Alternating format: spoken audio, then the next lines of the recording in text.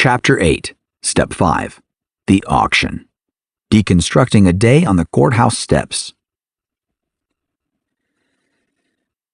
After we'd been in the auction game for a while, it became even more apparent just how important it was to have as many opportunities as possible to bid. The more we could bid, the greater our chance of success. We were determined to be good fishermen. In our area, however, auctions would often happen in different locations on the same day. To increase our odds of success, one of my partners would attend one auction and I'd attend the other. On one such double auction day, I was headed from Sacramento toward an auction in the Bay Area. From my research, I knew there were several appealing properties on the docket. Depending on attendance, I knew I could do well, but I was bouncing up against another limiting factor. Not only were we constrained by how many auctions we could attend, but we simply didn't have an unlimited supply of cash. Paying in cashier's checks meant we couldn't just buy properties like crazy and then sort out the financing after. It was cash on the barrelhead, and we only had so much to go around. I was mentally reviewing some of my top picks for the day when my phone rang. Bad news. My partner had been unsuccessful at his auction and was headed home. I was disappointed. Here I was, headed to a virtual property bonanza, and I'd be limited by how much I could buy. Meanwhile, my partner would be sitting at home with a stack of money that I couldn't access and he couldn't spend. I pictured him driving north along the freeway and the two of us passing each other like ships in the night, him with cash, me with opportunity, both of us missing our chance. Then it hit me. He was driving on the freeway. I began doing the mental math. My auction was supposed to start in an hour. Time was tight.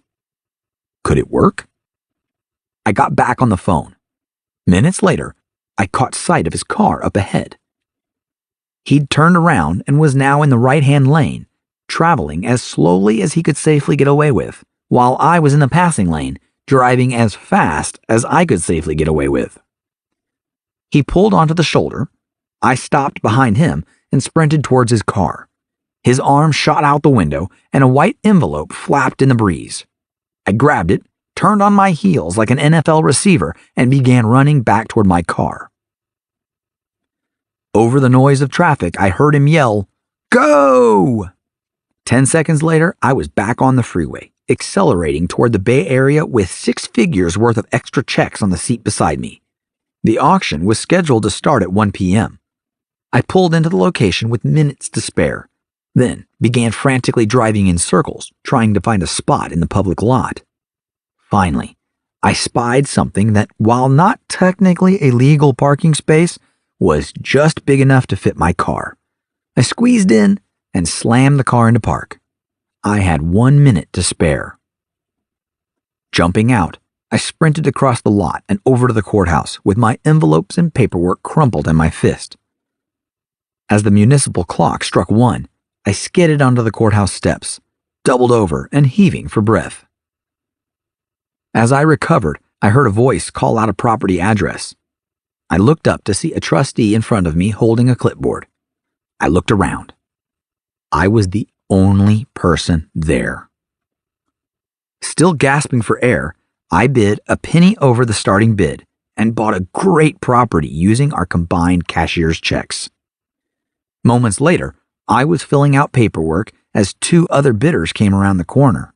They were interested in the property I'd just bought. I looked at my watch. They'd missed their chance by less than 5 minutes. This, at its heart, is the essence of buying properties at auction. The deals are out there, but they almost always go to people who are willing to go the extra mile. The truth was, it wasn't that hard to pull over on the freeway and grab an envelope and then sprint across a parking lot. But that little extra effort ensured that I not only arrived on time, but had the additional cash to make a much larger investment. Putting in that extra effort, deciding to reshuffle plans on the fly and make it work, was about mindset.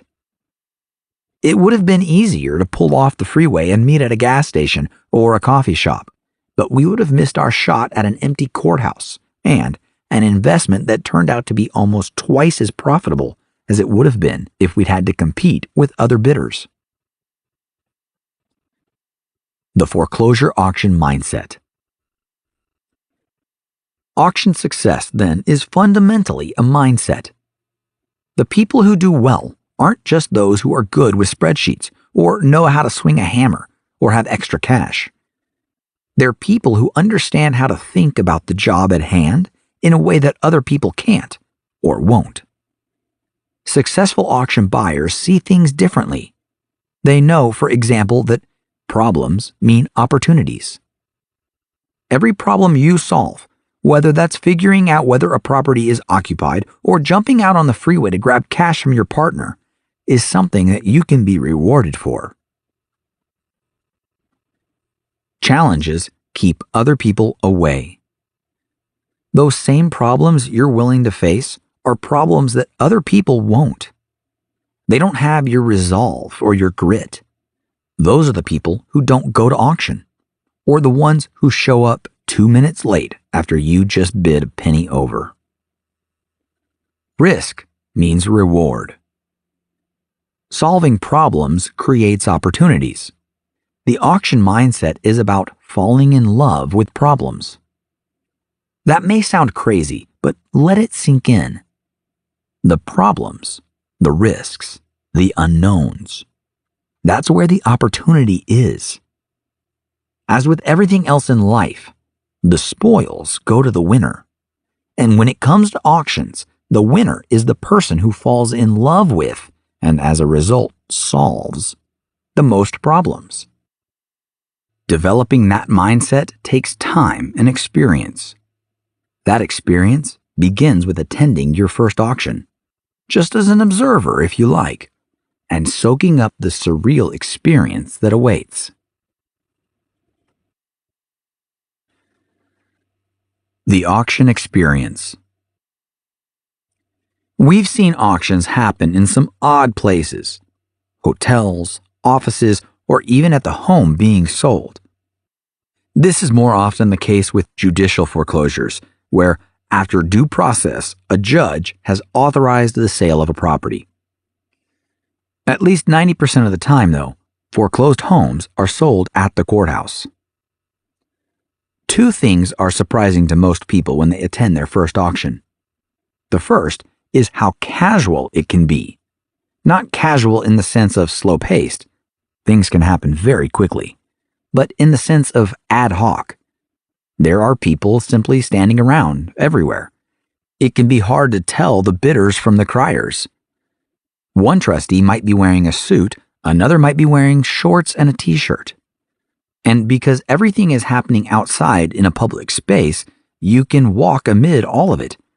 An auction feels more like a spontaneous farmer's market than ground zero for millions of dollars in real estate transactions. The second is how quickly things can transition from casual to confusing and chaotic. There can be multiple criers. There might be 5 or 6 different trustees auctioning houses at the same time, all within a few feet of each other. There are people milling about everywhere. Cars might be roaring past on the street, and it can get hard to hear. There are numbers and addresses being called out, and people muttering and shuffling through paperwork. If you've ever been to a casino and tried to figure out a game you've never played, you have a sense of what it's like. Walk up to a craps table in Vegas, and you'll see a crowd of people shouting, money being passed around, chips being stacked, bets being placed, and the first time you go, none of it will make any sense. You'll feel like you're not even speaking the same language. That's what a first auction is like. Yet somehow, there's order in the chaos, and there's a formal structure beneath the casual surface. Here's what the process looks like. 1. Hurry up and wait. Every auction has a start time, but that doesn't mean any bidding is going to happen right away. Often there's a kind of hurry up and wait scenario. Everyone is standing around waiting for something to happen, While many bidders will show up on time or early, trustees can be much less predictable. Don't be surprised if they arrive later than the start time. You'll notice that many attendees know each other. Like us, they've been to many auctions, and eventually you get to know the players. To pass the time, they're conversational, small talk mainly. Although a kind of camaraderie develops over time, the other bidders are still your competition, so most people aren't talking about specifics of that day's bids. It can be boring. It can be cold or hot or wet. But you need to wait it out. The minute you leave to use the restroom could be the minute a trustee starts selling. 2. The trustees or auctioneers appear.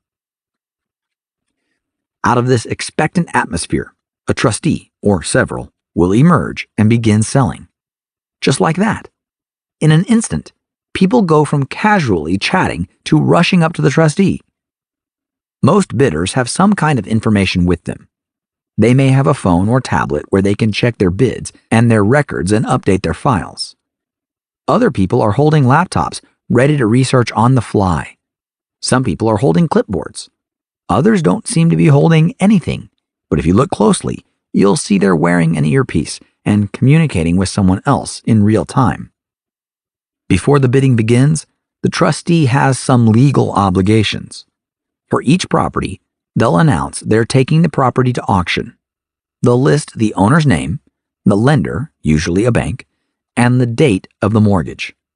Not only is this a legal requirement, but it also helps the bidders orient themselves. If you're bidding on several places, you'll be able to check your listing to see whether the details the trustee announces fit yours. It's a final check to make sure you're bidding on the right place, or more accurately, the right loan. Most trustees are attorneys, not professional auctioneers. They don't speak in the high-speed chants you hear at more traditional auctions. They may be dressed in suits, or they may be as casual as our man on the skateboard. Some events also use professional auctioneers. The pros are usually easier to find. They may have bright shirts or banners to identify themselves, and they tend to have the polished auctioneer style. They're usually representing multiple banks or lenders or other trustees. In either case, they'll announce the process and then open the bidding. 3. The bidding begins. Things kick off with the trustee declaring the opening bid. The lender can decide this amount, from as low as $1 to as high as what's owed on the property plus legal fees. They usually can't choose to set the opening bid any higher than that, but any lower starting point is fair game. Once the opening bid is stated, the trustee can accept bids. The property then sells for the highest one. If a property doesn't sell, the title reverts to the beneficiary, typically the bank that provided the mortgage. From there, it will usually end up as a real estate owned, or REO, property, as discussed earlier. The bidding process is similar to any other auction. As people begin to bid, they yell out numbers back and forth. The trustee might say, "Okay, opening bid is $100,000. Someone will call out 101, and the trustee will say, "Okay, I have a $101,000 bid from John. Anyone else?" Someone else calls out 102, and the trustee responds, "Okay, I have a $102,000 bid from Anna." The process goes onward from there. There may be 5 or 10 bidders, or there could be just 2, and they'll go back and forth for a while until they reach a point where the bids have stopped increasing. "Now it's $115,000 with John," the trustee says. He looks around at the bidders. Everybody's shaking their head no. And just like on TV, the trustee says, "Going once, going twice, sold." Professional auctioneers will often drag the whole process out longer than a trustee will. Pros often have a bit more of a pitch. "Are you sure no one wants this?" an auctioneer might ask. "This is a great house, 3 bedrooms, 2 baths." They'll wait as long as it takes for people to make a decision. The difference in style has to do with incentives.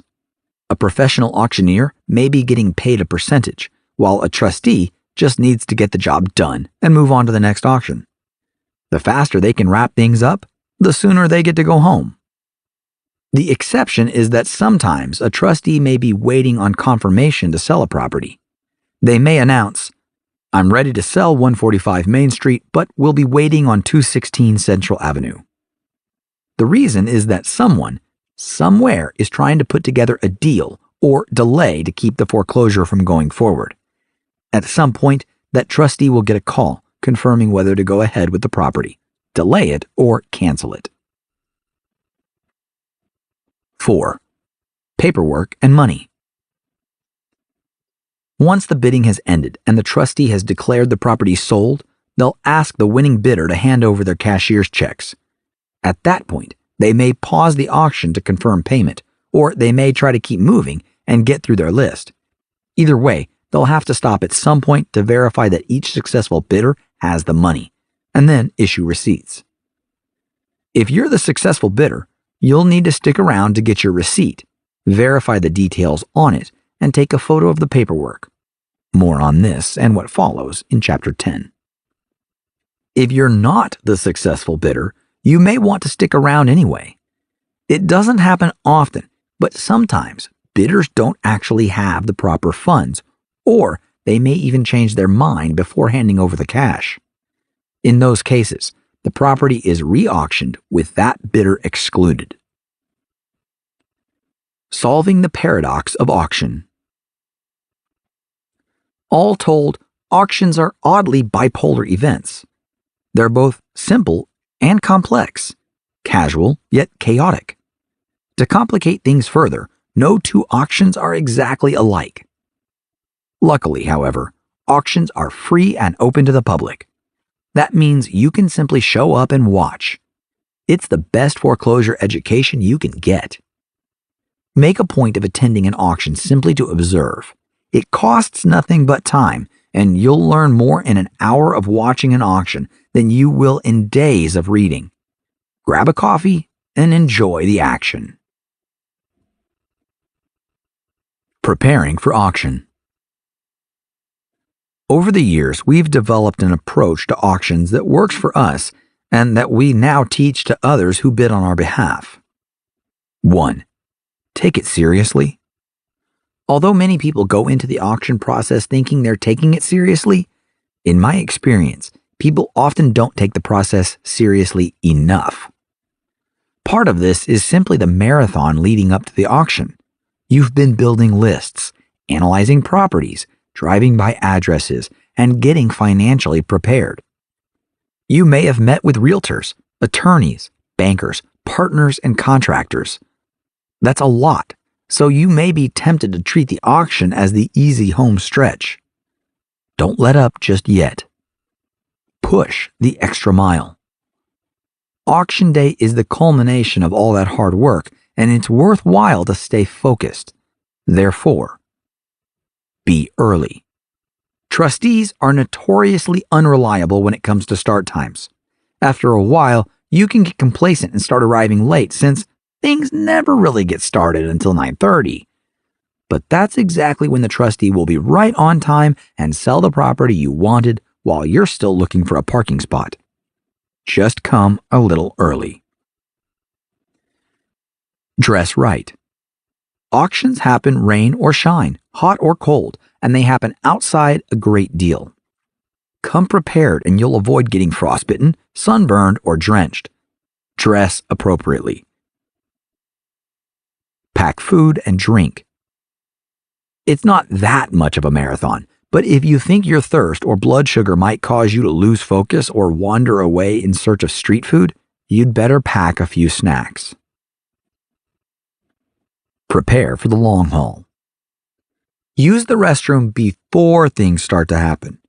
Losing a house because you had to slip off for a quick break is no fun for you, and even less fun to explain to your partners. 2. Prepare your bid sheet.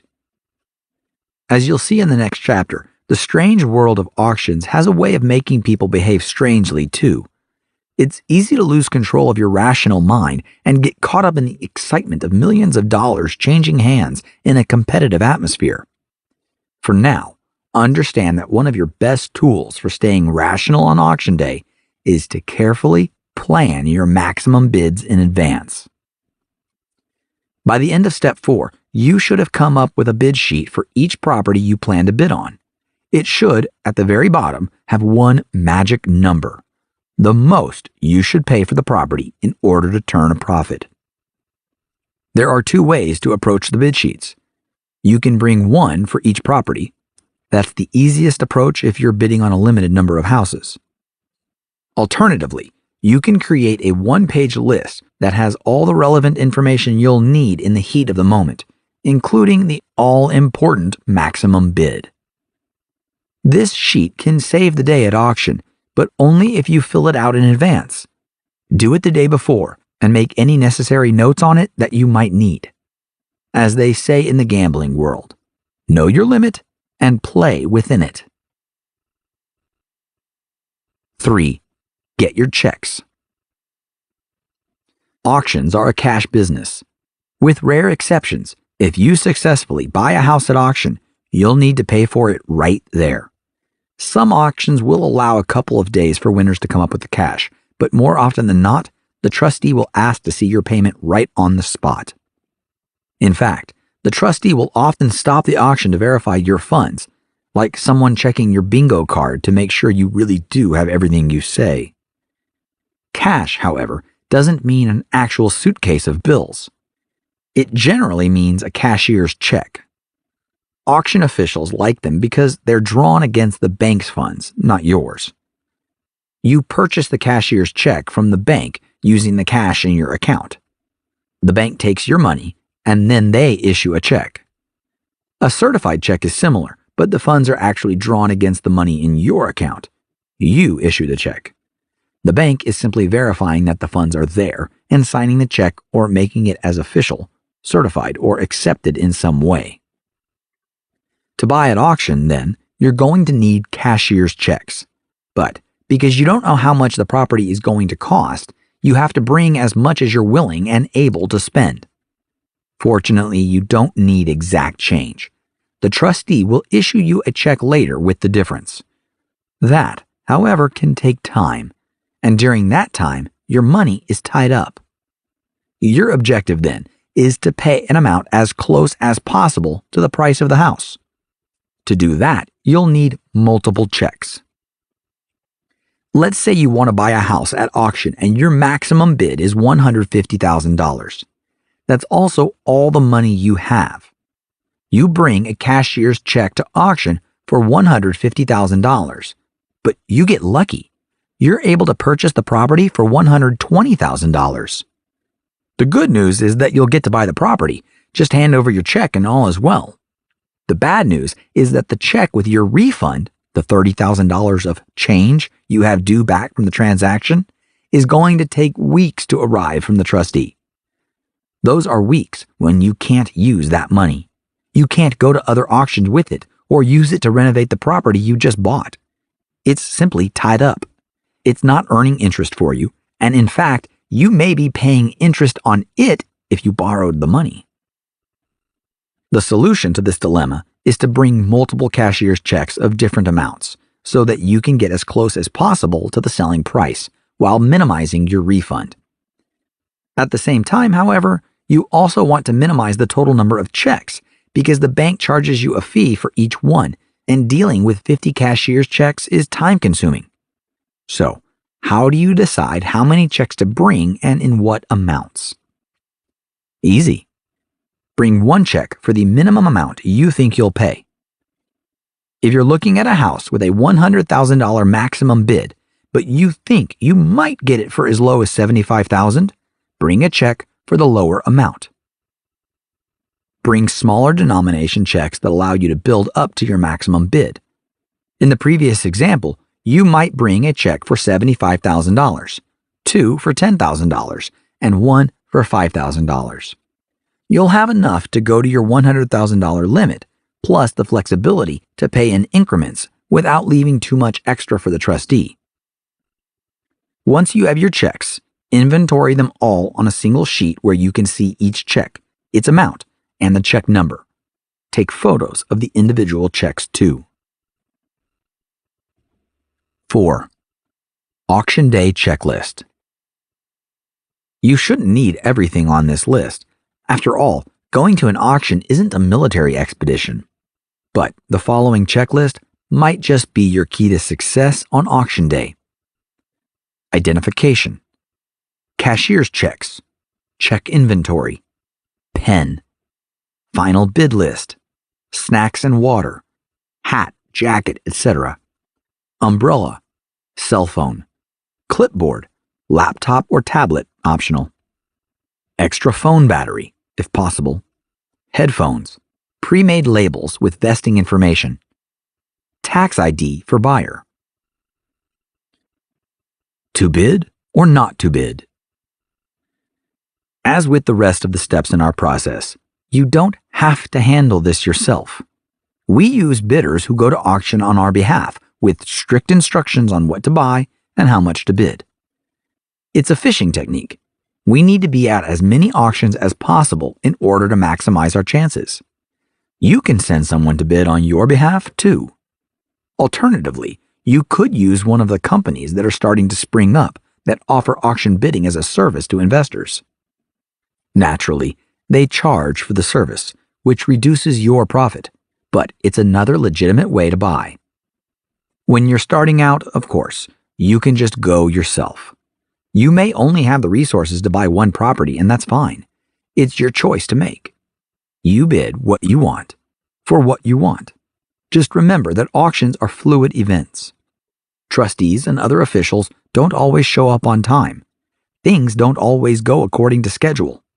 Sometimes there's a lot of hurry up and wait. When you've been standing around for 2 hours, it can be tempting to slip off to your car or the restroom or a nearby cafe. But although auctions can start late, they can also start quickly. You might run to the restroom only to come back 5 minutes later and discover that the trustee has arrived and a handful of properties have already sold. Arrive at the auction prepared to go the extra mile. Dress right. Hit the restroom before the start time. Pack snacks and a bottle of water. Wear a hat. Bring an umbrella if the weather looks rough. Do what it takes to arrive on time and stick it out. Listen carefully. It's not impossible for there to be 2 borrowers with the same name or 2 houses on the same street. Stay focused and follow your bid sheet. Onward to part 3. Congratulations! You've just completed the last of our 5 steps, the exact process we've used to buy millions of dollars worth of foreclosed real estate. In our experience, following these 5 steps is a reliable way to find foreclosed properties, buy them on the courthouse steps, and make a profit doing it. However, despite all this careful preparation, even experienced bidders can struggle with some of the finer points of auction. In part 3, we're going to look at some of the most common challenges in the foreclosure business, including managing your thoughts and emotions amid the stress and excitement of auction, the exact steps to take after you buy, how to find the money to buy at auction when you don't have any, how to take your very first risk-free steps toward the auction experience. Onward!